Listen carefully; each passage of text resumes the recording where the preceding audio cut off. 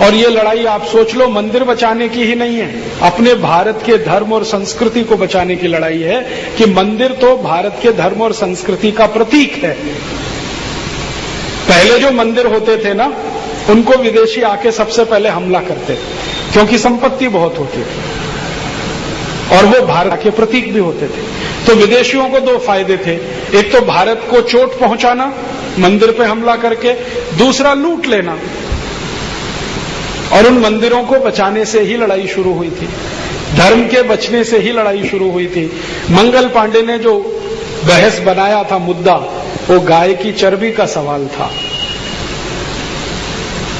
तो हमारे रक्त में जो बैठा हुआ है बहुत गहरे से धर्म, उसको बचाना, और जिस धर्म के नाम से भारत जाना जाता है दुनिया में, उस भारत को बचाना, उसकी लड़ाई है। कानून भले छोटा सा है, महाराष्ट्र सरकार ये करने जा रही है, दूसरे कुछ राज्यों की सरकारों ने कर दिया है, आंध्र प्रदेश में आ गया है। तिरुपति बालाजी का मंदिर सरकार के हाथ में चला गया है, उस मंदिर का मुख्य पुजारी एक ईसाई है। आपको मालूम, तिरुपति बालाजी के मंदिर का मुख्य पुजारी अब ईसाई हो गया, जिसने बैप्टिज्म लिया है, और मंदिर का मालिक भी एक ईसाई है, सरकार की तरफ से बिठाया हुआ, और वो धीरे धीरे उसमें ईसाइयत घुसा रहा है। तिरुपति बालाजी जैसा ही हाल वैष्णो देवी के मंदिर का हो गया है जम्मू कश्मीर, वो भी सरकार के हाथ में चला गया। कर्नाटक में एक बहुत बड़ा मंदिर है उडुपी में, वो सरकार के हाथ में चला गया। तो धीरे धीरे ये काम चल रहा है और हमारी निष्क्रियता के कारण चल रहा है। जो हमारी सक्रियता बढ़ जाए तो ये सब रुक जाए। ऐसे ही महाराष्ट्र में चलेगा कानून बनने के बाद। आपने सुन ही लिया, गणपति का मंदिर तो गया, मुंबई का शिरडी साईं बाबा का मंदिर गया।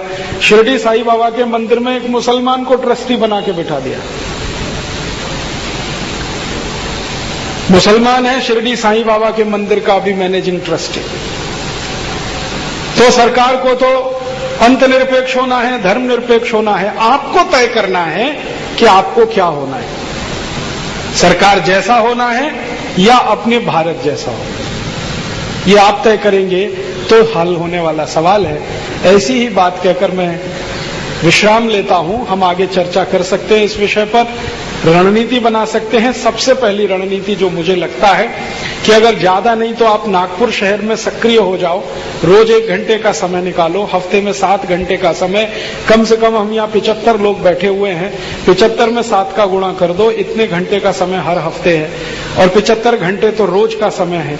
इतने समय में यहाँ 1001 मंदिर हैं नागपुर में, हर मंदिर के ट्रस्टी और पुजारियों से संपर्क कर लो। कुछ उसमें सोए हुए मिलेंगे, लेकिन उसमें निराश होने की जरूरत नहीं है, क्योंकि भारत का स्वभाव ऐसा है। यहाँ सब काम हड़ू हड़ू होता है, धीरे धीरे, हड़ू हड़ू गया, हड़ू हड़ू जा, धीरे धीरे जाओ, धीरे धीरे खाओ। यहाँ सब कुछ धीरे धीरे होता है, इसलिए निराश होने की जरूरत नहीं है। तो वो भी बोलेगा अभी आने दो ना कानून, अभी आया कहाँ है। तो ऐसे लोगों को रिजर्व में रखो, छोड़ मत दो, रिजर्व में रखो। लेकिन जो आपके जैसे थोड़े हैं उनको साथ लेते जाओ। 1000 मंदिरों में अगर आपने संपर्क कर लिया, कम से कम एक मंदिर में 2 पुजारी और हर मंदिर के ट्रस्टी, ये 5-10 हजार की संख्या तो होगी। और ये सब वो संख्या है जो करोड़ों रुपए दान देने और लेने वाली है। ये सरकार के सामने अगर आ गए तो सरकार ही हिल जाएगी। जाएगी कहां? सरकार तो हमारे पैसे से चलती है, हमारी नौकर है, हम जैसा चाहेंगे वैसा सरकार करेगी। तो आप इसको बहुत बड़ा इशू बना सकते हैं। नागपुर में आप करो, मुंबई में कोई करे, पूना में कोई करे, ऐसी सब जगह संस्थाएं खड़ी हो जाएं तो 2-4 महीने में बहुत बड़े परिणाम इसमें से निकल आएंगे, ऐसी मेरी मान्यता है। भारत में मैं आपसे फिर कह रहा हूं, 1000 साल विदेशी कोशिश करते रहे इस देश को खत्म कर देने की, ईसाई बना देने की, फिर भी ये देश बचा।